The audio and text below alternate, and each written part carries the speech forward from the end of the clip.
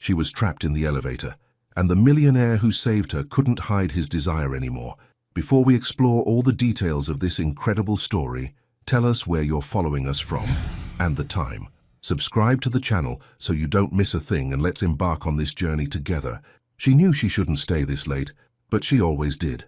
The fluorescent lights hummed overhead in the empty 42nd floor of Madden Construction, casting harsh shadows across the maze of cubicles and glass offices. Natalie Dormer adjusted her reading glasses and rubbed her tired eyes, the glow from her computer screen reflecting off her rich mahogany skin. At 27, she had learned that success came to those who stayed longer, worked harder, and asked for less. Her fingers moved across the keyboard with practiced precision, fine-tuning the final details of the Riverside apartment complex proposal. The building would house 300 families, a project that could define her career if she got it right. Her natural hair was pulled back in a neat twist, a few rebellious curls framing her heart-shaped face. She wore a charcoal blazer over a cream blouse, professional yet understated, the uniform of someone who had learned to blend in while standing out through sheer excellence. "Just 5 more minutes," she whispered to herself, the same lie she'd been telling for the past hour. The office around her told the story of American corporate ambition. Floor-to-ceiling windows revealed the glittering Manhattan skyline, while inside, modern furniture mixed with classic architectural elements spoke of both innovation and tradition. This was the domain of Madden Construction, one of New York's most prestigious development firms. Natalie saved her work and stretched her neck, wincing slightly. Her grandmother's voice echoed in her mind, "Baby girl, you work so hard you forget to live." But living was a luxury she couldn't afford, not when she was one of only 3 black architects in a company of over 200 employees, and certainly not when she was still paying off student loans that seemed to multiply rather than shrink. She glanced at her watch, 8:47 p.m. The cleaning crew had already been through, leaving behind the faint scent of lemon and the kind of silence that only empty office buildings possessed. Her stomach growled, reminding her that the granola bar she'd eaten at lunch was a distant memory. Standing up, Natalie gathered her things: laptop bag, the thermos that had held her 3rd cup of coffee, and the small succulent plant her neighbor Mrs. Rodriguez had given her last month. "For your desk," the elderly woman had said with a knowing smile. "Plants need attention to grow, just like people." The elevator banks were located in the center of the floor, surrounded by a circle of executive offices. As she approached, Natalie couldn't help but notice that the lights were still on in the corner office, the one with Jason Madden, CEO, etched in elegant silver letters on the door. Jason Madden. Even his name carried weight in the construction world. At 38, he had transformed his father's modest firm into a billion-dollar empire. Natalie had seen him exactly 4 times in her 2 years at the company. Twice during all-hands meetings, once in the lobby, and once when he'd walked past her cubicle without so much as a glance. He was exactly what central casting would order for a powerful CEO, 6'3" with broad shoulders that filled out his tailored suits perfectly. His dark brown hair was always impeccably styled, and his green eyes seemed to see everything while revealing nothing. There was something almost dangerous about his stillness, the way he could command a room simply by entering it. The elevator chimed softly as Natalie pressed the down button. She shifted her weight from one foot to the other, her comfortable flats a concession to the long hours she spent standing at drafting tables. The digital display showed the elevator climbing. 35, 36, 37. "Come on," she murmured, eager to get home to her 1-bedroom apartment in Brooklyn, where leftover Chinese takeout and a Netflix series were waiting for her. The doors slid open with a gentle whisper, revealing the empty elevator car with its polished steel walls and soft lighting. Natalie stepped inside and pressed the button for the lobby, already mentally planning her evening routine: a hot shower, comfortable pajamas, and maybe a phone call to her sister in Atlanta. Just as the doors began to close, a hand appeared between them, causing them to retreat with a soft pneumatic hiss. Jason Madden stepped into the elevator, Natalie's breath caught in her throat. Up close, he was even more imposing and more beautiful than she had realized. His charcoal suit was clearly bespoke, fitting his athletic frame like it had been painted on. A hint of expensive cologne mixed with something distinctly masculine reached her, and she found herself taking a small step back. "Good evening," he said, his voice a rich baritone that seemed to fill the small space. His eyes met hers briefly, a flash of green that was both intense and surprisingly warm, before he turned to press the lobby button. only to find it already illuminated. "Evening, Mr. Madden," Natalie replied, proud that her voice came out steady despite the way her heart was suddenly racing.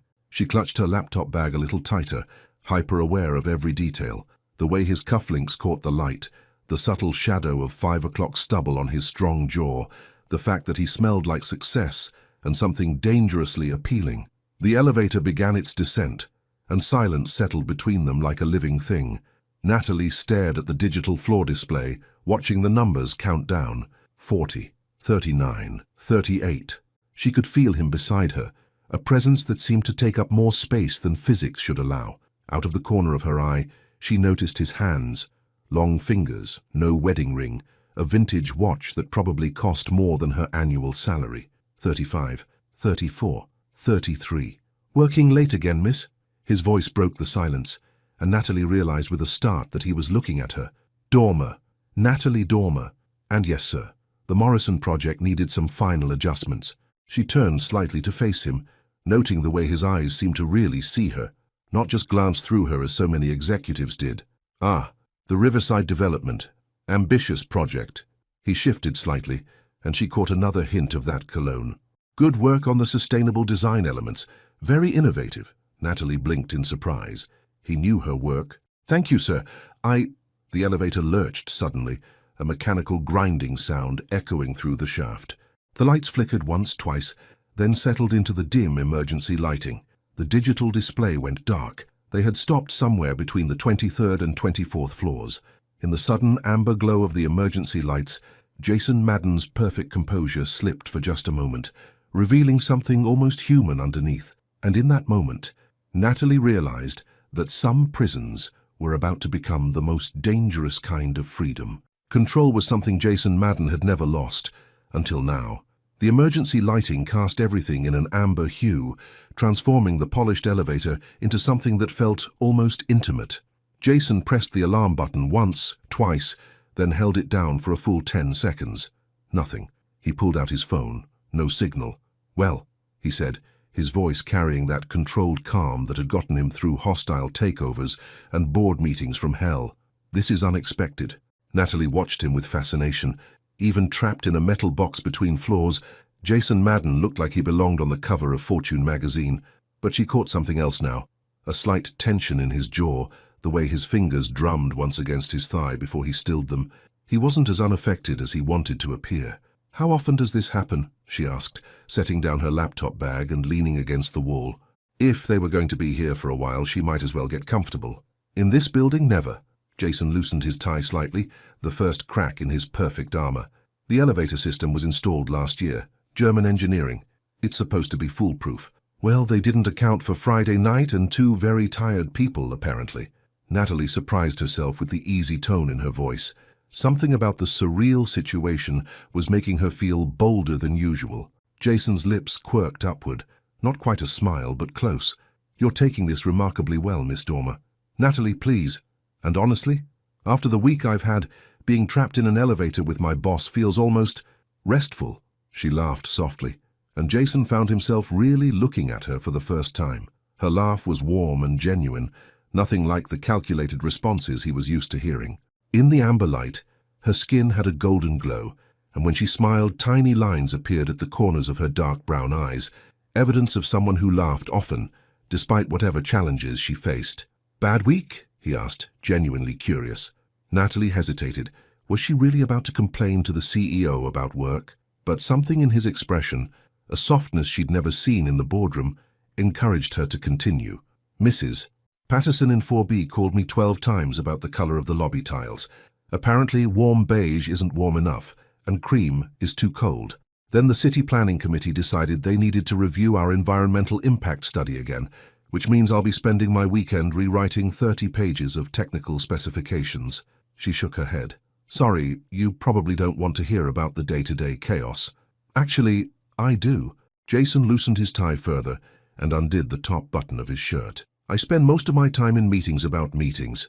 It's been a while since I heard about the real work." There was something almost vulnerable in his admission, and Natalie felt her perception of him shifting. She'd always imagined Jason Madden as someone who lived in boardrooms and private jets, removed from the messy details of actual construction. "What about you?" she asked. Bad week for someone who owns the building? Jason was quiet for a moment, considering how much to reveal. The Tokyo deal fell through. 3 months of negotiations, and they decided to go with a local firm instead. I found out this morning. I'm sorry. That must have been disappointing. Disappointing. Jason laughed, but there was no humor in it. That deal was worth $200 million. My board is, let's say they're questioning my judgment. Natalie studied his profile as he stared at the elevator doors.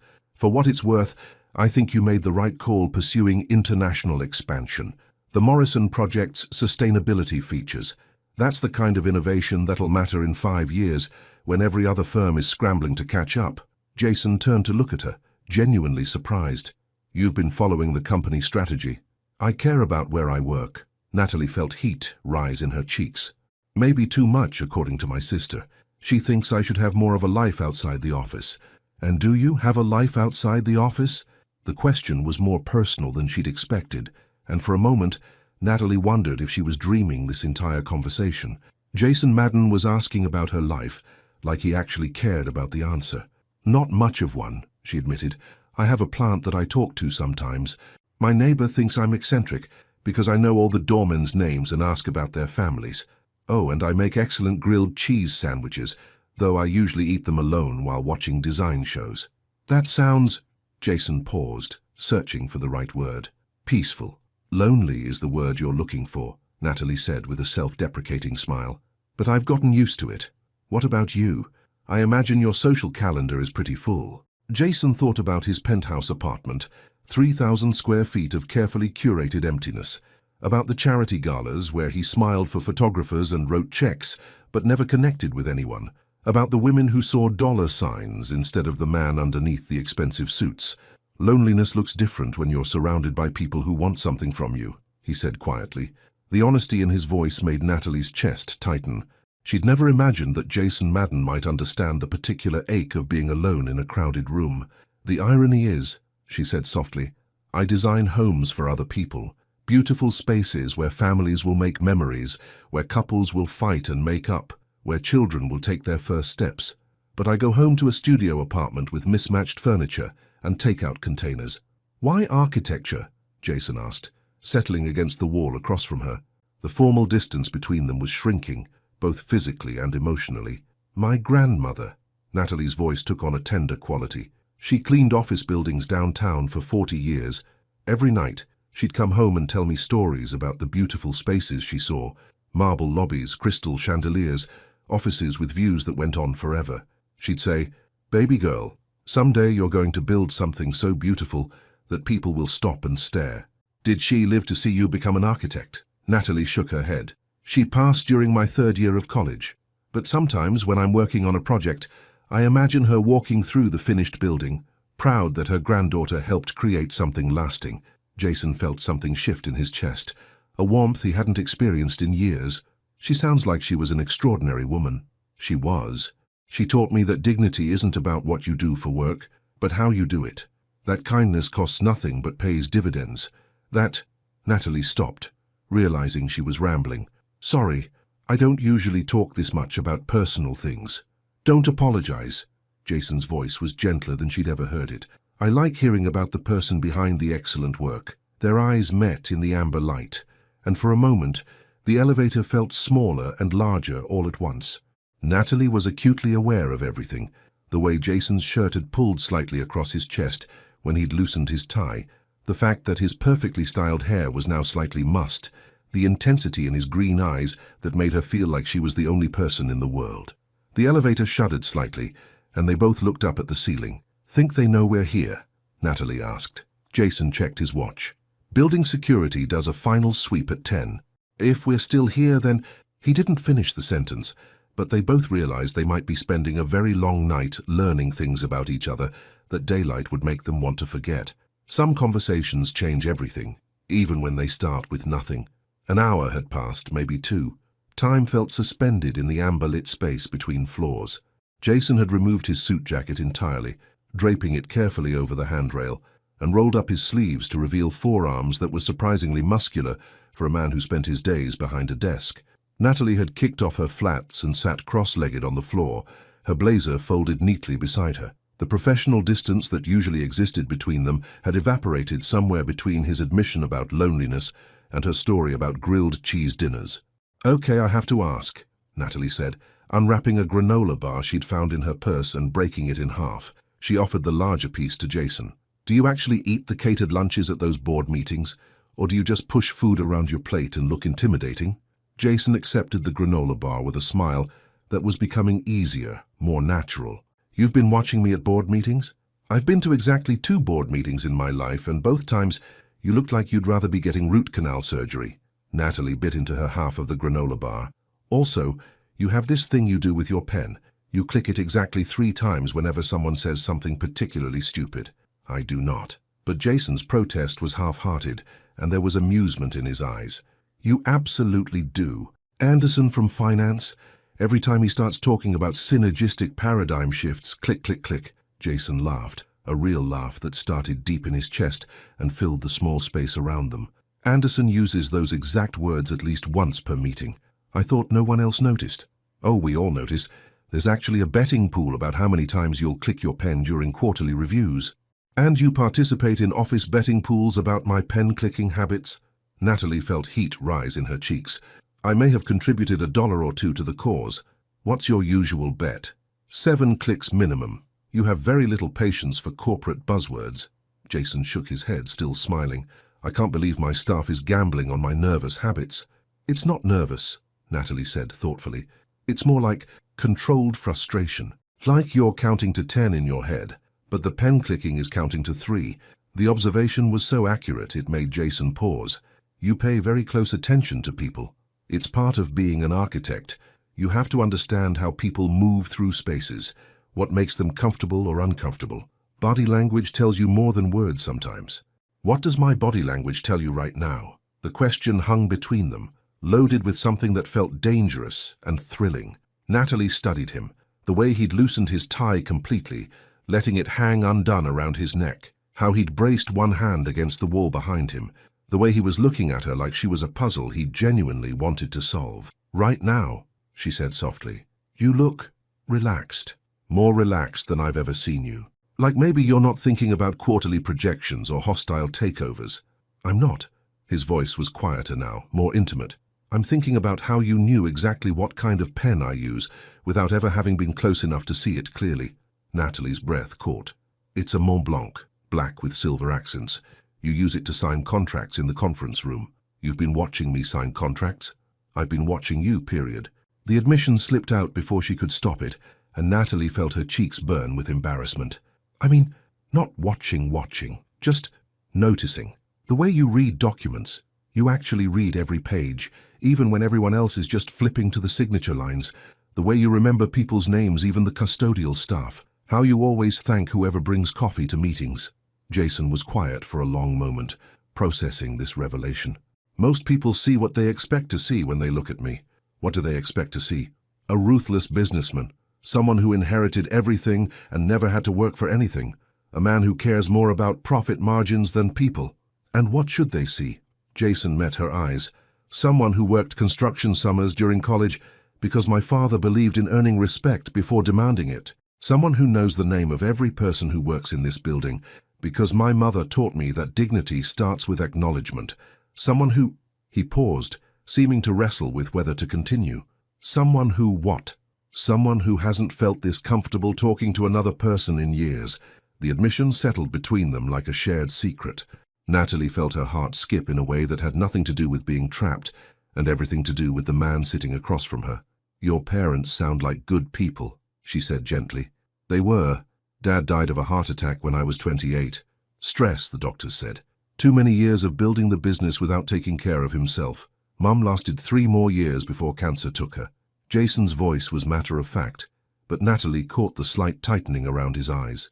"I promised them both I'd build something that mattered, not just something that made money." "Is that why you pushed for the sustainable design elements in the Morrison project?" "Partly, but also because I read your original proposal, the one you submitted before the committee watered it down. Your vision was extraordinary. Green rooftops, solar integration, community spaces that would actually bring people together instead of just housing them. It was the kind of project my parents would have been proud of." Natalie stared at him. You read my original proposal? I read all the proposals that crossed my desk, but yours, he shook his head. Yours made me remember why I got into this business in the first place.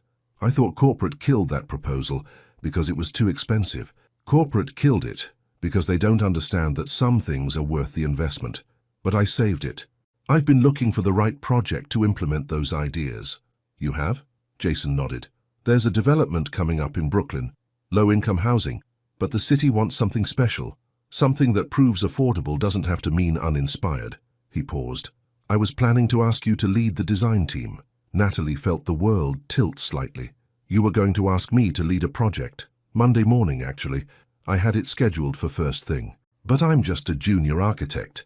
I've never led anything bigger than a single building renovation. You're a junior architect with senior-level vision and the kind of passion this company needs. Jason's voice was firm, convinced. The Morrison project is good work, Natalie, but it's safe work. I want to see what you can do when you're not playing it safe. The elevator suddenly jolted, and they both looked up hopefully. But after a moment of mechanical groaning, everything went quiet again. Well, Natalie said, trying to lighten the mood even as her mind reeled from Jason's revelation. At least we're having the most productive career conversation I've ever had. Is that what this is? Jason asked, and something in his tone made Natalie look at him more carefully. He was watching her with an intensity that made her suddenly aware of how close they were sitting, how intimate this space had become, how the amber lighting made everything feel dreamlike and suspended from reality. What else would it be? She asked, but her voice came out breathier than intended. Jason was quiet for a moment, his eyes never leaving hers. I don't know yet, but as the night deepened around them, and the city lights twinkled through the small gap between elevator doors, they both began to suspect that Monday morning, and everything they thought they knew about professional boundaries, was going to feel very far away. Truth has a way of surfacing when there's nowhere left to hide. The temperature in the elevator had dropped noticeably as the night wore on. Natalie rubbed her arms absently, the thin fabric of her blouse offering little warmth against the building's aggressive air conditioning system that apparently didn't account for people being trapped between floors for hours. Jason noticed immediately. Without a word, he reached for his suit jacket and moved closer to her. Here, he said, draping the jacket around her shoulders. The fabric was warm from his body heat and carried that intoxicating scent of expensive cologne, mixed with something distinctly him. Thank you, Natalie murmured, pulling the jacket tighter around herself. It was far too large for her, the shoulders hanging loose, but it felt like being wrapped in a protective embrace. Jason settled beside her against the wall, close enough that she could feel the warmth radiating from his body. Close enough that when he shifted slightly, his shoulder brushed against hers. Better? He asked. Much. But Natalie wasn't sure if she was talking about the warmth from his jacket or the comfort of having him near. Your jacket probably costs more than I make in a month. It's just fabric, Natalie. The way he said her name, soft, almost intimate, made her stomach flutter. Easy to say when you're not the one worried about dry cleaning bills. Jason laughed quietly. I'll take care of the dry cleaning. You don't have to. I want to. His voice was firm but gentle. Besides, it looks better on you than it does on me. Natalie felt heat rise in her cheeks and was grateful for the dim lighting. I doubt that. I'm serious. You have this way of making everything around you seem more alive, more real. The compliment caught her off guard, and she turned to study his profile. In the amber light, with his hair slightly mussed and his tie hanging loose, Jason looked younger, more approachable, more human than the intimidating figure who commanded boardrooms and made million-dollar decisions. Can I ask you something? She said. Anything. Why construction? You could have done anything with your life. Gone to law school, become a doctor, traveled the world. Why choose to build things? Jason was quiet for a moment, considering his answer. When I was 8, there was a fire in our neighborhood. Old tenement building, families with nowhere to go. My parents housed 3 families in our home for 2 months while they found new places to live. He paused, lost in the memory. I remember watching my father work with the city, with contractors, with architects, trying to find these families safe, affordable housing. And I remember him saying that everyone deserves a home that doesn't just shelter them from the weather, but shelters their dreams too. Natalie felt her chest tighten. That's beautiful. He used to take me to job sites on weekends. Not the fancy developments, but the housing projects, the community centers, the schools. He'd show me how buildings could change lives, How the right design could make a poor kid feel like they deserved beautiful things, or how natural light in a classroom could help children learn better. And now you build those kinds of projects? Jason's laugh was slightly bitter. Now I build luxury condos for people who have more money than they know what to do with. Not exactly my father's vision. But you want to change that. The Brooklyn project you mentioned, it's a start. But the board fights me on every project that doesn't guarantee maximum profit. They think I'm being sentimental. Are you? Jason turned to look at her. Maybe. Does that make me weak in your eyes? It makes you human. Natalie shifted slightly, and their knees touched. Neither of them moved away. Do you know what I think about when I'm designing residential projects? Tell me. I think about a little girl coming home from school, walking into a building that makes her feel like she matters. I think about an elderly man who lost his wife, sitting by a window that lets in just the right amount of afternoon light to read his newspaper. I think about young couples saving every penny for their first apartment, and how the layout I design might be where they have their first fight, their first makeup, maybe where they'll bring their first baby home. Jason listened intently, captivated by the passion in her voice. Buildings aren't just structures, Natalie continued. They're the backdrop for people's entire lives. Every decision we make, the height of a countertop, the width of a hallway, the placement of a window, affects how people live, how they feel about themselves, how they interact with their families. You sound like my father, Jason said softly. He sounds like he was a wise man. He would have liked you. Jason's voice was barely above a whisper. He would have said you understand what matters. The compliment hung between them, weighted with meaning that had nothing to do with architecture, and everything to do with the connection that was building in this small, suspended space. Jason? Natalie's voice was tentative. Yeah? What happens when we get out of here? The question they'd both been avoiding finally surfaced. Jason was quiet for a long moment, and Natalie could feel the tension in his body beside her. I don't know, he admitted. Monday morning, you'll be the architect I'm promoting to lead the Brooklyn project. I'll be your boss. There will be meetings and deadlines and professional boundaries. And tonight? Jason turned to face her fully, his green eyes searching her face in the amber light. Tonight feels like something else entirely. Natalie's breath caught. It does. I know I shouldn't say this, Jason said, his voice low and rough. I know it complicates everything, but I need you to know that what's happening here, what I'm feeling, it has nothing to do with being your boss, and everything to do with being a man who spent the last 4 hours discovering that the most fascinating woman he's ever met has been working 10 feet from his office for 2 years. Natalie's heart hammered against her ribs. Jason, I know it's complicated. I know there are rules and policies, and a dozen reasons why this is a terrible idea. It is a terrible idea, Natalie whispered, but she didn't move away from him. The worst, Jason agreed, his hand coming up to brush a loose curl away from her face. So why does it feel like the first right thing I've done in years? The elevator shuddered again, more violently this time, and the emergency lights flickered. For a moment, they were plunged into complete darkness. In the blackness, Natalie felt Jason's hand find hers, his fingers intertwining with hers, like it was the most natural thing in the world.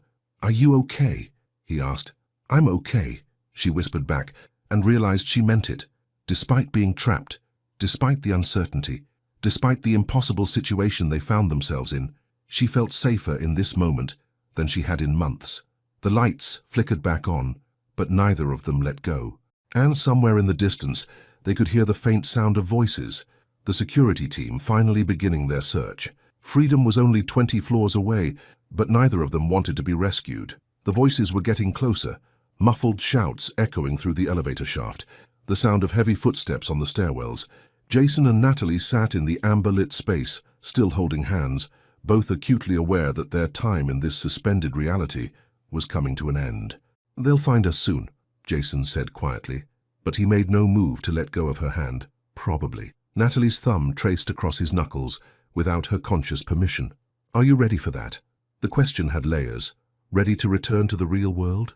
Ready to face Monday morning? Ready to pretend that the last several hours hadn't fundamentally changed something between them? No, Jason admitted. Are you? Before Natalie could answer, the elevator lurched violently, then began moving upward with a mechanical grinding sound. Emergency lights flickered, and the normal lighting suddenly blazed to life, harsh and unforgiving after hours of intimate amber glow. They blinked against the brightness, and suddenly the spell was broken. Jason was once again the impeccably dressed CEO, even with his tie undone and sleeves rolled up. Natalie was an employee wearing her boss's jacket, sitting on the floor of an elevator. They dropped each other's hands and scrambled to their feet, the easy intimacy of moments before replaced by awkward awareness of boundaries and propriety. 24th floor, the elevator's mechanical voice announced with cheerful indifference. The doors slid open to reveal 3 security guards, 2 maintenance workers, and a very concerned-looking building manager. "Mr. Madden, thank goodness!" The building manager, Rodriguez, rushed forward. "We've been looking for you for hours. The system showed the elevator stuck between floors, but we couldn't get a precise location until now." "We're fine, Rodriguez," Jason said, his voice already shifting back into executive mode. He reached for his suit jacket, and Natalie quickly shrugged out of it, their fingers brushing as she handed it back to him. "Miss Dormer, are you all right?" Rodriguez noticed her for the first time. "We didn't realize anyone else was in the elevator." "I'm perfectly fine," Natalie said, slipping her feet back into her flats and smoothing down her blouse. "Just a long night." One of the security guards stepped forward. "We should call paramedics just to be safe. Being trapped for that long can cause dehydration, anxiety." "That won't be necessary," Jason interrupted, shrugging back into his jacket. "We're both fine." But as he spoke, his eyes met Natalie's, and she saw something there that contradicted his words. He didn't look fine. He looked like a man who had just lost something precious and wasn't sure how to get it back. "What time is it?" Natalie asked, gathering her laptop bag and thermos. "Just past midnight," Rodriguez replied. "Saturday morning, technically." Saturday. Natalie felt a strange disconnect. When they'd entered the elevator, it had been Friday evening, the end of another work week. Now it was the weekend and everything felt different. "I'll have a car take you home," Jason said, his tone professional but not unkind. "That's not necessary, Mr. Madden. I can take the subway." "At midnight?" "Absolutely not." Jason's voice brooked no argument, and for a moment the man who had shared granola bars and childhood stories flickered behind the CEO mask. "Rodriguez, please arrange for a car to take Miss Dormer home safely." "Right away, sir." As the group moved toward the lobby, Natalie found herself walking beside Jason but feeling miles away from him. The easy conversation, the shared laughter, the moment when he'd brushed her hair from her face, it all felt like a dream now, something that had happened to other people. In the marble lobby with its soaring ceilings and crystal chandeliers, the contrast was stark. This was Jason's world, polished, expensive, intimidating. Natalie caught sight of herself in the mirrored walls and winced. Her hair was disheveled, her blouse wrinkled, her face showing every hour of their ordeal. "Miss Dormer," Rodriguez approached with a set of keys. "The car is waiting outside. Driver will take you wherever you need to go." "Thank you." Natalie turned to Jason, unsure of the protocol for this situation. Did she thank him? Pretend nothing had happened? "Mr. Madden, have a good weekend, Natalie," Jason said quietly. But the way he said her name, soft, almost reluctant, reminded her of how it had sounded in the elevator. "You too." She started toward the door, then stopped. "Jason?" He turned, and for a moment the lobby full of people disappeared. "Monday morning," she said. "The Brooklyn project meeting." "What time?" Something shifted in his expression. Relief, maybe, or gratitude, that she was acknowledging that their professional relationship would continue. 9 o'clock, conference room A. "I'll be there." "I know you will." Natalie walked toward the exit, aware that Jason was watching her go. At the revolving door, she turned back one last time. He was standing in the center of the lobby, hands in his pockets, looking suddenly alone despite being surrounded by his staff. Their eyes met across the distance, and Natalie felt that familiar flutter in her chest. Then she pushed through the door and stepped into the cool night air. The car was a sleek black sedan, the kind of vehicle that probably cost more than she made in 6 months. The driver, a middle-aged man in a crisp uniform, held the door open for her. "Where to, miss?" Natalie gave him her address in Brooklyn and settled into the leather seats. As the car pulled away from the curb, she caught a glimpse of Jason through the lobby windows. He was still standing in the same spot, watching the street. The drive to Brooklyn took 45 minutes in the light traffic. Natalie stared out the window at the city lights, replaying every moment of their time in the elevator. Had she imagined the connection between them? The way he'd looked at her when he said she made everything seem more alive. The careful way he'd draped his jacket around her shoulders. By the time the car pulled up to her modest apartment building, Natalie had almost convinced herself that the entire evening had been a stress-induced hallucination. "Here you are, miss," the driver said, getting out to open her door. "Thank you." Natalie climbed out, then hesitated. "Can I ask you something?" "Of course." "Do you drive for Mr. Madden often?" The driver smiled. 5 years now. He's a good man, miss. Fair. Doesn't ask for anything unreasonable. Has he ever? I mean, does he often arrange cars for employees?" The driver studied her for a moment. "In 5 years, miss, I've never been asked to drive anyone home except Mr. Madden himself. You must have made quite an impression." Natalie felt her cheeks warm. "Good night." "Good night, miss." As she climbed the 3 flights to her apartment, Natalie's mind raced.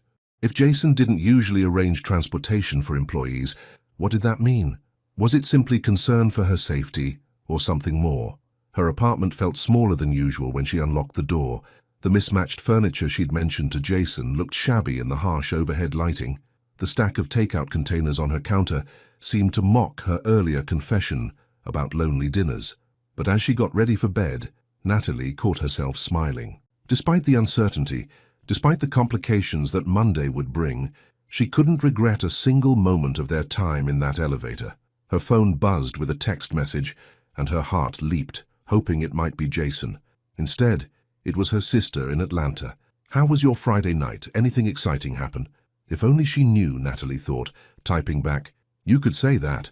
Some weekends feel like a lifetime, especially when they're spent thinking about someone you shouldn't be thinking about." Saturday morning arrived with the kind of aggressive sunshine that made it impossible to stay in bed, though Natalie had been awake since 5 a.m. anyway. She'd spent the night alternating between replaying every moment in the elevator and trying to convince herself it had all been some strange fever dream brought on by too much caffeine and too little sleep. But the faint scent of expensive cologne still lingering on her blouse, the one she'd been wearing when Jason draped his jacket around her, proved otherwise. By noon, she'd reorganized her entire apartment, done 3 loads of laundry, and called her sister back. "You sound weird," Brooklyn observed without preamble. Natalie's younger sister had inherited their grandmother's gift for reading people, even over the phone. "I don't sound weird. I sound normal." "Natalie, you called me at 7 a.m. on a Saturday to ask about my opinion on professional ethics. That's not normal for anyone, especially not for someone who usually sleeps until 10 on weekends." Natalie curled up on her small couch, her coffee mug warming her hands. Through her apartment window, she could see families in the building across the street starting their weekend routines. Couples making breakfast together, children playing in pajamas, normal people living normal lives. "Hypothetically," Natalie said, "if someone had feelings for their boss—" "Oh no!" Brooklyn's voice was immediately alert. "Natalie Grace Dormer, tell me you did not fall for your boss." "It's hypothetical." "Nothing is ever hypothetical with you. You're the most practical person I know. You don't do hypothetical romantic scenarios unless they're actively happening to you." Natalie sighed. Her sister knew her too well. "It's complicated. It always is. Tell me about him." "He's not what I expected. We got stuck in an elevator Friday night, and I got to see a different side of him. He's thoughtful and passionate about the work, and he actually listens when people talk. He knows the names of the custodial staff, Brooklyn. He told me stories about his parents and why he got into construction, and when he looks at me—" "When he looks at you, what?" "It feels like he's seeing me, really seeing me, not just the employee or the junior architect, but me." Brooklyn was quiet for a moment. "And you like him?" "I more than like him," Natalie admitted quietly, "which is terrifying and stupid, and probably going to ruin my career. Or maybe it won't. Maybe he feels the same way. Even if he does, what then? He's the CEO, Brooklyn. I'm nobody. There are policies and power dynamics and—" "You are not nobody," Brooklyn interrupted fiercely. "You're brilliant and talented, and any man would be lucky to have you notice him, CEO or otherwise." Natalie smiled despite her anxiety. "You're biased. I'm accurate, so what happens next?" "Monday morning meeting about a new project. He wants me to lead the design team." "He's promoting you?" "Apparently he's been planning to for a while. He read my original Morrison proposal, the one corporate shot down, and he wants to implement those ideas on a housing project in Brooklyn." "Natalie, that's amazing. That's what you've been working toward for years." "I know, which is why I can't mess this up by having feelings for him." Brooklyn sighed. "Honey, feelings aren't something you can turn on and off like a faucet. They just are." Meanwhile, across the city in his penthouse apartment, Jason was having his own weekend crisis. He'd spent Saturday morning in his home gym, trying to exhaust himself enough to stop thinking about amber lighting and the way Natalie's laugh had filled the small elevator space. By afternoon, he'd given up and called his lawyer. Hypothetically, Jason said, pacing his living room, while his attorney Cameron listened with barely concealed amusement, what are the company policies regarding relationships between executives and employees? Hypothetically, you're about to get yourself into trouble, Cameron replied. But to answer your question, Madden Construction has a standard disclosure policy. Relationships between supervisors and direct reports must be disclosed to HR, and typically one party needs to transfer to a different department to avoid conflicts of interest. And if the executive wanted to pursue a relationship anyway, then the executive would need to be very careful about how he handled the professional side of things. No preferential treatment, no mixing personal and professional decisions, complete transparency with HR and the board. Jason stopped pacing. It's that complicated? Jason, you're the CEO of a billion-dollar company. Everything is that complicated, but Cameron paused. Is this about someone specific? Maybe. Someone worth the complications? Jason thought about the way Natalie had shared her granola bar without hesitation, how she'd talked about designing homes for other people's dreams while living modestly herself, the passion in her voice when she discussed architecture's impact on people's lives. Yes, he said quietly, definitely worth the complications.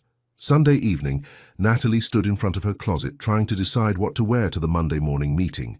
Everything felt wrong, too casual, too formal, too obvious that she was trying to impress someone. She finally settled on a navy dress with a structured blazer, professional but feminine. As she hung up the outfit, her phone rang. Natalie? An unfamiliar voice. Yes, this is Diane from Building Security at Madden Construction. I have a package here for you. Normally we don't accept weekend deliveries for employees, but it's marked urgent. A package? I wasn't expecting anything. Would you like me to describe it? 20 minutes later, Natalie sat on her couch, staring at an elegant white box tied with silver ribbon. No card, no return address, just her name written in elegant handwriting on a small tag. Inside, nestled in tissue paper, was a beautiful silk scarf in shades of amber and gold. The fabric was impossibly soft, luxurious in a way that made her breath catch. At the bottom of the box, she found a small note written on heavy cream cardstock. For Monday morning meetings and beyond. Thank you for sharing your Friday night. J. Natalie held the scarf up to the light, watching the colors shift and shimmer. It was the same amber color as the emergency lighting in the elevator, she realized. A reminder of their time suspended between floors, between their old lives and whatever was coming next. She thought about calling him to thank him, but that felt too bold, too presumptuous. Instead, she carefully folded the scarf and placed it in her purse. She would wear it tomorrow. Monday morning arrived grey and drizzly, the kind of weather that made everyone on the subway look tired before the week had even begun. Natalie arrived at the office 15 minutes early, the silk scarf adding a touch of elegance to her navy dress. She'd expected to feel nervous, but instead, she felt something like anticipation. Whatever happened in that conference room, whatever complications lay ahead, she was ready to face them. At 8:55 a.m., she knocked on the door to conference room A. Come in, Jason's voice called from inside. Natalie opened the door and stepped into her future. Jason was standing at the head of the conference table, impeccably dressed in a charcoal suit. But when he saw her, when he saw the scarf, his carefully composed expression shifted into something that looked dangerously close to happiness. Professional meetings had never felt this personal before. Good morning, Natalie, Jason said, and the way he said her name, careful, weighted with meaning, told her that he was remembering every moment of Friday night, too. Good morning, Mr. Madden. She touched the silk scarf at her throat almost unconsciously. Thank you for this, it's beautiful. It suits you. His eyes lingered on the amber fabric for a moment before he gestured to the conference table. Please, sit. The room was empty, except for the two of them, floor-to-ceiling windows revealing the Monday morning bustle of Manhattan below. Natalie chose a seat halfway down the long table, not too close but not too far, trying to find the balance between professional distance and the intimacy they'd shared in that elevator. Jason moved to the chair across from her instead of staying at the head of the table, a small gesture that somehow made the vast conference room feel more manageable. I thought we should talk privately before bringing in the team, he said, opening a thick folder. The Brooklyn project is more complex than I initially mentioned. Complex how?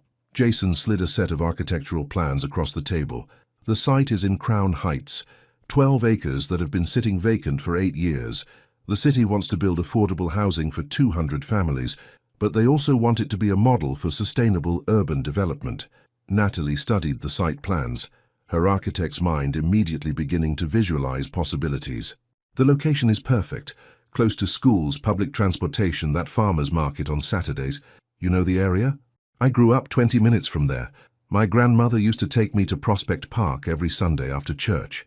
Natalie traced the property lines with her finger. This lot, it was a factory once, wasn't it? Textile manufacturing. Closed in 2010 when the company moved production overseas. The soil will need remediation, but the city has already budgeted for that. What's the timeline? 18 months from approval to completion. The city council votes on our proposal in 6 weeks. Jason leaned forward. Natalie, if we get this contract, it won't just be a career-defining project for you. It could change how affordable housing is approached in this city. The weight of the opportunity settled on her shoulders. And if we don't get it, then 200 families continue waiting for homes, and another developer builds generic concrete boxes that will start falling apart in 10 years. Natalie looked up from the plans to find Jason watching her intently. Why me?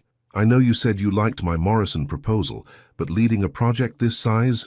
Because you understand what these buildings mean to the people who will live in them, Jason said simply. Because when you talk about architecture, you talk about families and dreams and communities, not just square footage and profit margins. There must be other architects. There are other architects with more experience, if that's what you're asking. But experience without passion just builds empty spaces. Jason's voice was firm, convinced.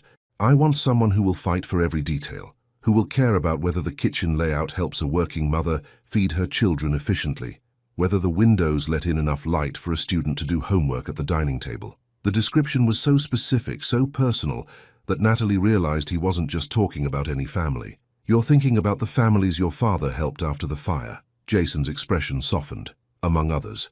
My assistant Elena lives in subsidized housing in Queens. She commutes 90 minutes each way because that's what she can afford. Our security guard Thomas has 3 children in a 2-bedroom apartment because the waiting list for family housing is 18 months long. You really do know everyone who works here. I try to. It's something my mother taught me, that a business is only as strong as the people who build it every day. They fell into comfortable silence as Natalie continued studying the plans. Jason watched her work, noting the way she tilted her head when she was thinking, how she absently touched the silk scarf when she was concentrating. In the natural light streaming through the windows, she was even more beautiful than she'd been in the amber glow of the elevator. What are you thinking? He asked finally. I'm thinking about community gardens, Natalie said, looking up with excitement sparking in her dark eyes. Look at this corner lot. It's the perfect size and gets full sun most of the day. And here, she pointed to another section, this space could be a children's playground, but designed so parents can watch from the community room windows. Keep going. The apartments themselves. What if we designed them with flexible spaces? Walls that could be moved as families grow or change. And the rooftop. Solar panels, yes, but also shared gathering spaces. Places for neighbors to actually meet each other. Jason felt that familiar tightening in his chest as he listened to her ideas. This was exactly what he'd hoped for, exactly why he'd known she was the right person for this project. There's something else, he said, pulling out another folder. The city is offering a sustainability bonus. If we exceed their green building requirements by 30%, we get an additional $2 million in funding. $2 million? To be used however we see fit for the project. Better appliances, higher quality materials, expanded community spaces. Natalie stared at him. You want me to design a building that could win $2 million in bonus funding. I want you to design a building that deserves $2 million in bonus funding. The confidence in his voice was both thrilling and terrifying. Jason, what if I mess this up? You won't. His certainty was absolute. But even if you did, which you won't, failing while trying to build something meaningful is better than succeeding at building something soulless. Before Natalie could respond, there was a knock on the conference room door. Come in, Jason called. Elena Martinez, Jason's assistant, poked her head in. Sorry to interrupt, Mr. Madden, but the team is here for the 9:30 meeting. Send them in, Jason said, then turned back to Natalie. Ready to meet your team? Natalie straightened her shoulders and touched the amber scarf one more time. Ready. Over the next hour, Jason introduced her to 6 other professionals who would be working on the Brooklyn project: 2 senior architects, a structural engineer, an environmental consultant, a project manager, and a community liaison. Each person brought their expertise to the table, but Jason made it clear from the beginning that Natalie was the creative lead. Miss Dormer will be heading up the design phase, he announced to the group. Her vision will guide this project from concept to completion. Natalie felt the weight of 6 pairs of eyes assessing her, some skeptical, some curious. She was by far the youngest person in the room and the only one who hadn't led a major project before. "I know what some of you are thinking," she said, standing and moving to the whiteboard at the front of the room. "And you're right, I haven't done this before. But that also means I don't have preconceived notions about what's impossible." She began sketching as she talked, her ideas flowing onto the board with confident strokes. "We're not just building apartments, we're building a community. Every decision we make should ask one question: how does this make life better for the families who will live here?" By the end of the presentation, the skepticism in the room had shifted to genuine interest. Even Marcus Chen, the senior architect who'd clearly expected to lead the project himself, was nodding along with her ideas. "Questions?" Natalie asked, capping her marker. "Timeline for the first phase of design?" asked Sarah Kim, the project manager. 3 weeks for initial concepts, 2 weeks for revisions, 1 week for final presentation prep. We'll have everything ready for the city council meeting. And if they ask for changes during the presentation?" This from Marcus, his tone testing rather than challenging. "Then we adapt," Natalie said simply. "Good design is flexible design." As the meeting wound down and the team filed out, discussing next steps and assignment deadlines, Jason lingered behind. "That was impressive," he said once they were alone again. "I may have been slightly terrified," Natalie admitted. "You didn't show it. You looked like someone who was born to lead." The compliment made her cheeks warm. "I should get started on the preliminary sketches." "Natalie," Jason's voice stopped her as she gathered her notes. "Have dinner with me tonight." The request hung in the air between them, loaded with implications that had nothing to do with the Brooklyn project. "Jason, I don't think—" "Not as your boss," he said quickly. "As someone who spent Friday night getting to know the most fascinating woman he's ever met and wants to continue that conversation." Natalie looked at him, really looked at him, and saw not the intimidating CEO but the man who had shared granola bars and childhood stories in an elevator, the man who had sent her a silk scarf the color of amber light and memories. "One dinner," she heard herself say. "But we need to talk about how this is going to work. Some conversations are too important for restaurants with other people listening." Jason's apartment was nothing like Natalie had imagined. She'd expected something cold and minimalist, the kind of showcase space that belonged in architectural magazines but never felt like home. Instead, she found herself in a warm, lived-in penthouse that somehow managed to be both luxurious and comfortable. "This is beautiful," she said, accepting the glass of wine he offered and moving toward the floor-to-ceiling windows that offered a breathtaking view of Central Park. "Thank you. I designed most of it myself, actually. Before I took over the company full-time, I spent a year working with residential architects." Jason joined her at the window, careful to maintain a respectful distance. "It was my father's idea. Said I couldn't run a construction company without understanding every aspect of the business." "Smart man." Natalie studied the space behind them. Rich hardwood floors, built-in bookshelves filled with actual books, comfortable furniture arranged for conversation rather than display. "It feels like you somehow." "What do you mean?" "Substantial, but not showy. Impressive, but approachable." She turned to look at him. "Like the man who wears $1,000 suits but knows every custodian's name." Jason smiled. "Speaking of which, I had my chef prepare dinner, but he left before you arrived. I thought we should have privacy for this conversation." "This conversation? The one where we figure out how to navigate whatever this is between us without destroying your career or my company." Natalie appreciated his directness. "And what do you think this is?" Jason was quiet for a moment, considering his answer. "I think it's something that started in an elevator and has the potential to be much more if we're brave enough to see where it leads. And if we're not brave enough, then we pretend Friday night never happened. You lead the Brooklyn project brilliantly, and in a year or two you probably get recruited by one of my competitors because you're too talented to stay in a junior position forever." The honesty of his answer surprised her. "You'd let me go? I'd never want you to go. But I'd never hold you back either." Jason set down his wine glass. "Natalie, I need you to understand something. Whatever happens between us personally, Your career advancement in this company is based on merit. The Brooklyn project, you earned that. The promotion that's coming after you succeed on Brooklyn, you'll earn that too. And if this becomes something more, then we'll figure it out, together, with complete transparency to HR and the board if necessary. Natalie moved away from the window, needing space to think. The apartment's open layout led to a gourmet kitchen where she could see evidence of Jason's attempt at cooking. Chopped vegetables, herbs, two-place settings already arranged on the breakfast bar. "You cooked?" she asked. "I tried to cook. The results were questionable. So I ordered from that Italian place you mentioned liking." Natalie blinked. "I mentioned liking an Italian place?" "In the elevator.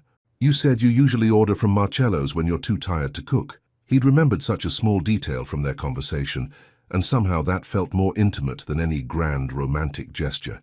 "Jason," she said softly, "this scares me." "Why?" "Because I've worked so hard to get where I am. I've been careful, professional, focused. I don't take risks with my career. And you think I'm a risk?" Natalie looked at him, really looked at him. In his own space, wearing dark jeans and a soft grey sweater instead of a suit, he looked younger, more approachable. But he was still Jason Madden, still the CEO, still the man who could make or break her professional future with a single decision. "I think you're the biggest risk I've ever considered taking," she admitted. Jason moved closer, but stopped just out of reach. "What if I told you that you're worth the risk to me? That I've spent the last 3 years building walls around myself, and somehow you managed to walk right through them in the span of a few hours? I'd say that sounds like something someone might regret in the morning." "I've been thinking about you since Friday night, Natalie. Not just thinking, obsessing. I've replayed every conversation, every moment when you smiled, the way you looked when you talked about your grandmother. I've been distracted in meetings, short with my stuff, completely useless as a CEO because half my brain is stuck in that elevator with you." His confession hung between them, raw and honest. "So what are you suggesting?" Natalie asked. "I'm suggesting we try. Carefully, properly, with all the right protocols in place. But I'm also suggesting that we don't let fear of complications keep us from something that could be extraordinary." Natalie set down her wineglass and moved to the kitchen island, where Jason had laid out their dinner. The familiar containers from Marcello's made her smile despite her nerves. "You really did remember everything," she said. "I remember that you order the penne arrabbiata, but ask for extra vegetables. I remember that you said their bread reminds you of something your grandmother used to make. I remember that you always tip the delivery drivers in cash, because you know they work hard for very little money."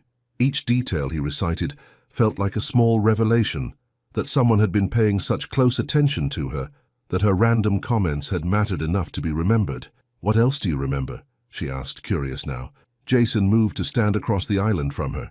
"I remember that you have a small scar on your left hand from when you were 7, and tried to help your grandmother cut vegetables for Sunday dinner. I remember that you bite your lower lip when you're concentrating, and that you unconsciously tuck your hair behind your ear when you're nervous. I'm doing that right now, aren't I?" Natalie's hand had indeed moved to her hair. "You are." Jason's smile was gentle. "I also remember that you're brilliant and kind and passionate about your work in a way that makes everyone around you want to be better at theirs." "Jason, I know it's complicated. I know there are rules and policies and potential problems we haven't even thought of yet. But I also know that I haven't felt this way about anyone in maybe ever." Natalie felt her carefully constructed defenses beginning to crumble. "What if it doesn't work? What if we try this and it ends badly? Then we'll handle it like adults, professionally and with respect for each other." Jason paused. "But what if it does work? What if we're throwing away something amazing because we're too scared to try?" The question hung in the air as they served dinner and moved to his dining room table. The food was delicious, the wine was perfect, and the conversation flowed as naturally as it had in the elevator. They talked about books and travel, about family traditions and childhood fears, about dreams they'd had as children, and dreams they still carried as adults. "Can I ask you something?" Natalie said, as they finished eating. "Anything. Why haven't you ever married? I mean, you're successful, attractive, charming when you want to be. You must have had opportunities." Jason was quiet for a moment, twirling his wine glass between his fingers. "I was engaged once, 3 years ago." "What happened?" "I found out she was more interested in being Mrs. Jason Madden than in being with me. She had already planned our wedding, chosen the house she wanted me to buy, picked out names for children we'd never discussed having." His voice was matter-of-fact, but Natalie caught the slight tightening around his eyes. When I confronted her about it, she said she assumed those decisions were what I wanted too. That successful men like me needed women who could manage the social expectations. I'm sorry, I'm not anymore. It taught me the difference between someone who wants to be with you and someone who wants what you represent. And which am I? Jason reached across the table and covered her hand with his. You're someone who shared a granola bar with a stranger, who talked about your grandmother's dreams instead of your own ambitions, who worried about whether I was comfortable sitting on an elevator floor. You're someone who sees me, not just what I own. The touch of his hand on hers sent warmth shooting up her arm. This is crazy, she whispered. Completely insane, Jason agreed. Are you willing to be crazy with me? Natalie looked at their joined hands, then up at his face. In the soft lighting of his dining room, with the city sparkling beyond the windows, it felt like they were the only two people in the world. Yes, she said simply, but we do this right. Slow, careful, honest about every step. Agreed. And the Brooklyn project comes first. No mixing business with personal until after the city council presentation. Absolutely. And if it doesn't work out between us? Jason lifted their joined hands and pressed a soft kiss to her knuckles. It's going to work out. The certainty in his voice should have scared her, but instead it felt like a promise. And for the first time in years, Natalie allowed herself to believe that maybe, just maybe, she deserved something extraordinary. The space between professional and personal had never felt so dangerously narrow. 3 weeks later, Natalie stood in Conference Room A, surrounded by architectural drawings, fabric samples, and scale models that represented hundreds of hours of work. The Brooklyn project had consumed her days and invaded her dreams, but in the best possible way. Every detail felt purposeful, every decision thoughtful. The community garden will be here, she explained to the assembled team, pointing to a detailed model of the development. Raised beds that are accessible for elderly residents, with covered seating areas where parents can watch their children play in the adjacent playground. Marcus Chen, who had become one of her strongest supporters over the past weeks, nodded approvingly.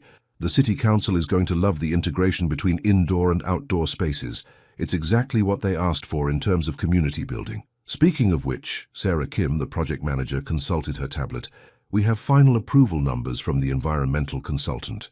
We're exceeding the sustainability requirements by 37%. Which means, asked David Torres, the structural engineer. Which means, Jason's voice came from the doorway, we qualify for the full $2 million sustainability bonus. Everyone turned as he entered the room, and Natalie felt that familiar flutter in her chest. Over the past 3 weeks, they had maintained perfect professional boundaries during work hours. No lingering looks, no casual touches, no private conversations that couldn't be overheard by others. But the awareness between them hummed constantly beneath the surface. Mr. Madden, Natalie said formally, would you like to review the final presentation materials? I would. Jason took a seat at the conference table, his expression neutral and businesslike. The city council meeting is in 4 days. Walk me through it. For the next hour, Natalie presented every aspect of the project with the confidence of someone who knew her work was exceptional. The sustainable design elements, the community-focused layout, the innovative use of space that would make 200 families feel like they were living in homes rather than housing units.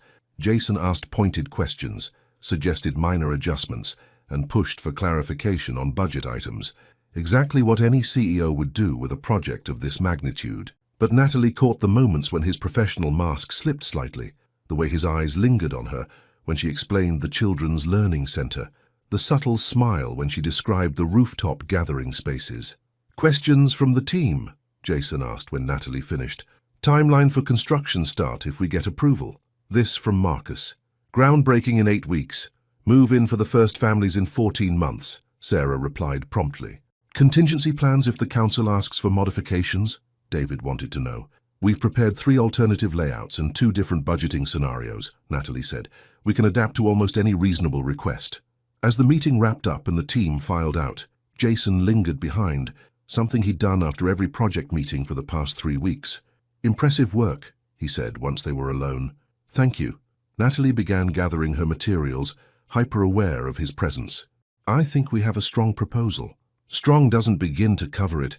This is the kind of project that changes how people think about affordable housing. Jason moved closer, but stopped just outside what anyone observing might consider personal space. How are you feeling about Thursday? Nervous, excited, terrified, Natalie looked up from her papers. What if they hate it? They won't hate it. But even if they did, you've created something extraordinary here. This project will get built somewhere by someone, because the work is too good to ignore. The confidence in his voice steadied her nerves. You really believe that? I really believe that. I also believe... Jason paused, glancing toward the door to make sure they were truly alone. I believe I've watched you become the architect I always knew you could be, and it's been one of the most remarkable things I've ever witnessed. The compliment, delivered in his low, warm voice, made Natalie's cheeks flush. Jason, I know, professional boundaries, but Thursday, after the presentation, after the project is officially in the city's hands. After Thursday what? After Thursday, I'd like to take you to dinner.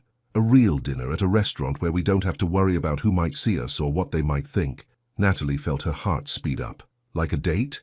Exactly like a date. Before she could respond, there was a knock on the conference room door. Elena Martinez poked her head in.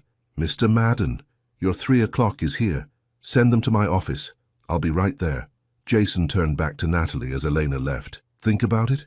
I will. Thursday morning arrived with the kind of crisp autumn weather that made everything feel possible. Natalie dressed carefully in a tailored black suit with the amber silk scarf, her talisman from that first night, and arrived at City Hall an hour before the scheduled presentation. The council chamber was more intimidating than she'd expected. High ceilings, formal wooden panels, and a horseshoe-shaped desk where 5 council members would sit in judgment of months of work. Ready? Jason asked, appearing beside her as she set up the presentation materials. He looked impossibly confident in his navy suit, but Natalie caught the slight tension in his shoulders that told her he was just as invested in the outcome as she was. Ready, she said, and meant it. The presentation lasted 45 minutes. Natalie spoke passionately about community integration, sustainable design, and the human impact of thoughtful architecture. She fielded questions about budget, timeline, and construction methodology with the expertise of someone who had lived and breathed this project for weeks. One final question, Miss Dormer, said Councilwoman Rodriguez, the chair of the Housing Committee. This is a significant project for someone relatively early in their career. What makes you confident that you can deliver on these ambitious promises? Natalie thought about her grandmother, about families like the ones Jason's father had helped after the fire, about Elena commuting 90 minutes each way to work, about children who deserve to grow up in beautiful spaces. Because these aren't just buildings to me, Councilwoman Rodriguez. They're homes, and everyone deserves a home that shelters not just their bodies, but their dreams and aspirations too. I can deliver on these promises because I understand what's at stake, not just for the city's budget, but for the 200 families who are waiting for a place to build their lives. The council members exchanged glances, whispered among themselves, and then Councilwoman Rodriguez smiled. The committee votes unanimously to approve the Madden construction proposal for the Crown Heights development project. The chamber erupted in polite applause, but Natalie barely heard it. She felt Jason's hand briefly squeeze her shoulder, a professional congratulation that somehow conveyed volumes of personal pride and affection. Congratulations, Miss Dormer. Councilwoman Rodriguez approached after the formal session ended. This is exactly the kind of vision we need more of in this city. Outside City Hall, the full team gathered on the steps for photos and congratulations. Champagne appeared from somewhere, and for 20 minutes Natalie basked in the glow of collective achievement. But as the celebration wound down and team members began to disperse, she found herself alone with Jason at the edge of the crowd. So, he said quietly, his eyes warm with pride and something deeper, how does it feel to be the architect who just won the most competitive housing contract in the city? Surreal. Amazing. Like I might wake up any minute. Not a dream, Jason said softly. Just the beginning of everything you're going to accomplish. They stood there for a moment, the autumn breeze lifting Natalie's hair, the amber scarf catching the afternoon light. Around them, the city bustled with its usual energy, but in their small bubble everything felt suspended and perfect. That dinner you mentioned, Natalie said finally. Yes? I know a place. Nothing fancy, but they make the best pasta in Brooklyn. It's where my grandmother used to take me for special occasions. Jason's smile was brilliant. Sounds perfect. As they walked down the steps of City Hall together, not touching, but somehow connected by invisible threads of shared triumph and promise, Natalie realized that some victories were even sweeter when you had someone to share them with. Some moments demand complete honesty, even when the truth could change everything. The restaurant was exactly as Natalie had described. Nothing fancy, but warm and welcoming in the way that only family-owned places could be. Fairy lights strung along the walls cast a soft glow over red-checkered tablecloths, and the aroma of garlic and fresh basil filled the air. Miss Natalie, an elderly Italian man with flour-dusted hands, rushed over as they entered. "I haven't seen you in months." "Hi, Mr. Benedetto." Natalie's face lit up with genuine affection. "This is Jason." "Jason, this is Mr. Benedetto. He and his wife Rosa have been running this place for 30 years. Any friend of Miss Natalie's is family here," Mr. Benedetto said, clasping Jason's hand warmly. "She used to come here with her nonna every Sunday after church. Such a sweet little girl, always polite, always asking Rosa for extra bread." Jason smiled, charmed by the obvious love this man had for Natalie. "She still asks for extra bread." "Ah, you know her well then. Come, come, I have the perfect table." He led them to a corner booth near a window that looked out onto a tree-lined street. The table was small and intimate, with a single candle flickering between them. "Rosa!" Mr. Benedetto called toward the kitchen. "Miss Natalie is here." A plump woman with silver hair appeared, wiping her hands on her apron. Her face broke into a radiant smile when she saw Natalie. "Mia cara!" Rosa hurried over and enveloped Natalie in a warm hug. "You look beautiful, and so successful. I saw the news about your big project on television this afternoon." "You saw the news?" Natalie looked surprised. "Of course. The whole neighborhood is talking about our little architect who's going to build beautiful homes for families. We're so proud of you." Jason watched the exchange with fascination. This was a side of Natalie he hadn't seen before. Relaxed, beloved, surrounded by people who had known her long before she became a successful architect. "And who is this handsome man?" Rosa asked with the directness of someone who had earned the right to ask personal questions. "This is Jason," Natalie said, her cheeks flushing slightly. "Jason, this is Rosa. She taught me how to make real marinara sauce." "Pleasure to meet you, Rosa," Jason said, standing to shake her hand. Rosa studied him with the sharp eyes of someone who had spent decades reading people. "You're the one she works for, yes? The boss?" "I am. And you brought her here to this place that means something to her heart, because you understand what matters to her." It wasn't a question. Jason glanced at Natalie, who was watching the exchange with a mixture of amusement and mortification. "I'm trying to understand," Jason said honestly. Rosa nodded approvingly. "Good. Understanding is the beginning of everything important." She patted his arm. "I'll bring you the special. No menus tonight. You trust Rosa to feed you properly." As she bustled away, Mr. Benedetto lingered for a moment. "Your nonna," he said to Natalie. "She would be so proud of you today.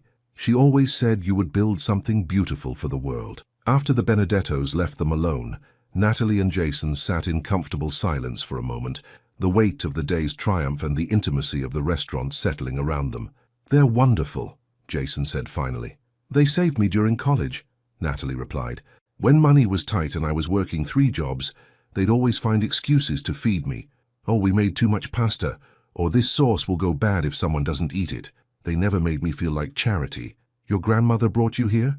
"Every Sunday after church, from the time I was 5 until I left for college. She'd order the same thing every time, chicken parmigiana and a glass of Chianti, and she'd tell me stories about the buildings she saw downtown during her cleaning jobs."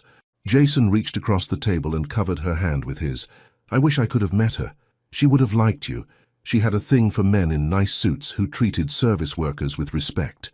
"And how do you know I treat service workers with respect?" Natalie smiled. "Because you stood up to shake Rosa's hand. Because you remembered Mr. Benedetto's name 30 seconds after being introduced. Because when we were trapped in that elevator, you never once acted like being stuck with an employee was beneath you." Jason's thumb traced across her knuckles. "Being stuck with you was the best thing that happened to me all year." The sincerity in his voice made Natalie's breath catch. "Jason, I know we agreed to wait until after the project was approved. I know this is complicated and potentially messy and probably crazy. It is all of those things. But I also know that I'm falling in love with you." The words hung between them, honest and terrifying and wonderful. Natalie felt her heart skip several beats. "That's—" she started, then stopped. "That's what?" Jason's voice was gentle but intense. "Too much. Too soon. Too complicated. That's exactly how I feel about you too," Natalie whispered. Jason's face broke into a smile that transformed his entire expression. "Really? Really? And it terrifies me." "Why?" Natalie took a shaky breath. Because I've never felt this way about anyone before. Because when I'm with you, I forget to be careful and professional and all the things I've trained myself to be. Because you make me want things I never thought I could have. What kinds of things? Partnership. Real partnership with someone who understands my work and supports my dreams. Someone who brings me silk scarves that match elevator lighting and remembers every random thing I say. She paused, gathering courage. Someone who looks at me like I'm worth fighting for. Jason lifted their joined hands and pressed a soft kiss to her palm. You are worth fighting for. You're worth every complication and every difficult conversation with HR and every gossip session in the office break room. And if it doesn't work out, if we try this and then we'll have tried, Jason interrupted gently. And we'll handle whatever comes after, with the same honesty and respect we're showing each other right now. Rosa appeared with steaming plates of pasta, setting them down with flourish. Amore, she said simply, looking at their joined hands, is beautiful thing, don't overthink. After she left, Jason and Natalie ate and talked and laughed, the conversation flowing as easily as it had that first night in the elevator. They talked about books and travel, about childhood fears and adult dreams, about the Brooklyn project and what it meant for both their careers. Can I ask you something? Natalie said as they shared a piece of tiramisu that Rosa had insisted was too big for one person but perfect for two. Anything. That night in your apartment, when you said you'd been thinking about me obsessively since the elevator. Did you really mean that? Jason set down his fork and looked directly into her eyes. I meant every word. I've never been so distracted by another person in my life. I've caught myself staring at your office door, hoping you'll walk by. I've reread your project emails multiple times just to hear your voice in my head. I've become completely unprofessional in my thoughts about you. Unprofessional how? Natalie asked, her voice slightly breathless. Wondering what you look like when you first wake up, imagining what it would feel like to have you fall asleep in my arms, thinking about taking you away somewhere for a weekend where we could just be Jason and Natalie, not CEO and architect. Each confession made Natalie's heart race faster. And now that we're here, now that we've both admitted how we feel, Jason reached across the table and cupped her face gently in his hand. Now I want to take you home. To my place or yours, I don't care. And spend the rest of the night showing you exactly how extraordinary I think you are. The promise in his voice made Natalie's entire body flush with heat. That sounds like what you want too? Like the best idea you've ever had. Jason signaled for the check, but Mr. Benedetto waved him away. Tonight is celebration, he said firmly. For Miss Natalie's success and for, he gestured between them with a knowing smile, for new beginnings.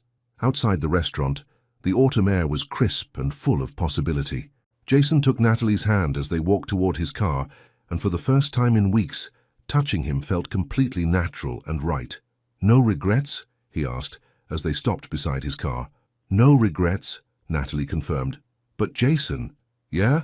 Tomorrow everything changes. The gossip, the complications, the HR meetings, all of it starts tomorrow. Jason pulled her closer, his hands settling on her waist. Are you ready for that? With you? Natalie looked up into his green eyes, seeing her own hope and determination reflected there. I'm ready for anything. 18 months later. The golden hour light streamed through the floor-to-ceiling windows of the Crown Heights Community Center, casting warm shadows across the polished concrete floors. Natalie stood at the entrance, watching as families moved through the space she had designed, children racing toward the playground visible through the glass doors, elderly residents settling into comfortable chairs near the library corner, teenagers gathered around the gaming tables she'd insisted on including. Beautiful work, Ms. Dorma Madden, said Councilwoman Rodriguez, appearing beside her with a warm smile. Though I suppose it's Director Dorma Madden now, isn't it? Natalie touched the simple gold band on her left hand, still sometimes surprised to see it there. Just Natalie is fine, Councilwoman. The families love it here. We've had a 97% occupancy rate since opening, and the community engagement scores are the highest we've ever recorded for any housing development in the city. Pride swelled in Natalie's chest as she watched a young mother help her toddler navigate the accessible climbing structure she'd designed specifically for children with different physical abilities. Every detail in this building had been intentional, considered, crafted with love. The rooftop gardens are thriving too, Councilwoman Rodriguez continued. Mrs. Patterson from Building C, you remember her, the one with all the opinions about tile colors? She's become the unofficial coordinator for the whole program. Turns out she has quite the green thumb. Natalie laughed. Mrs. Patterson asked me 12 times about those tiles, and now she's growing prize-winning tomatoes. I love when people surprise you. Speaking of surprises, the councilwoman glanced toward the main entrance. I believe your husband is here.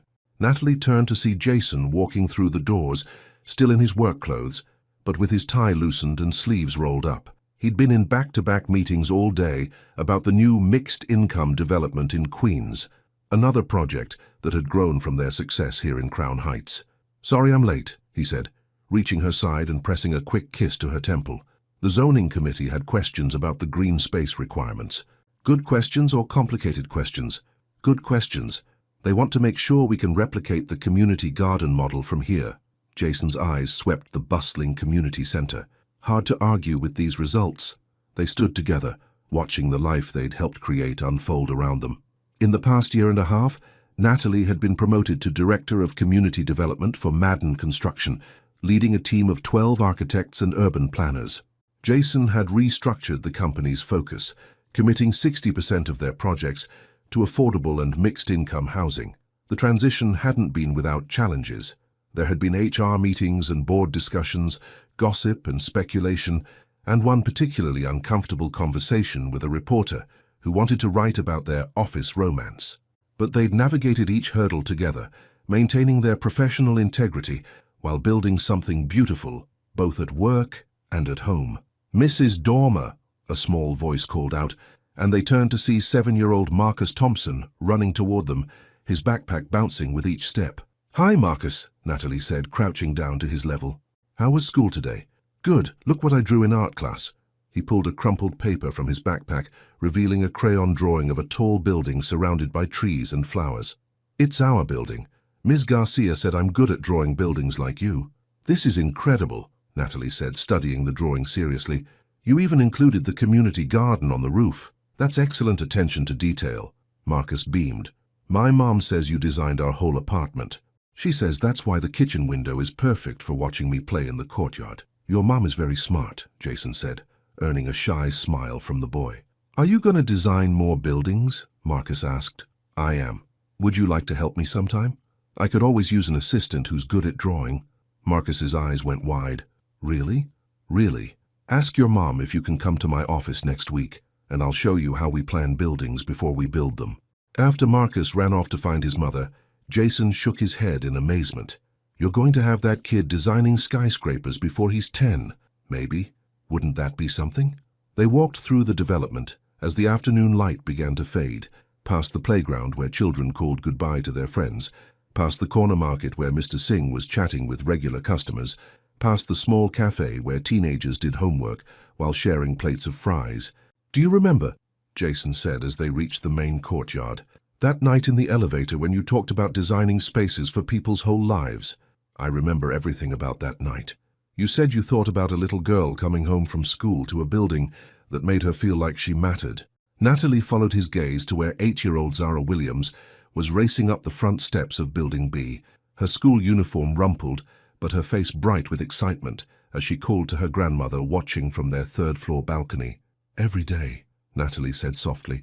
I see it every day. They reached Jason's car, but neither of them moved to get in.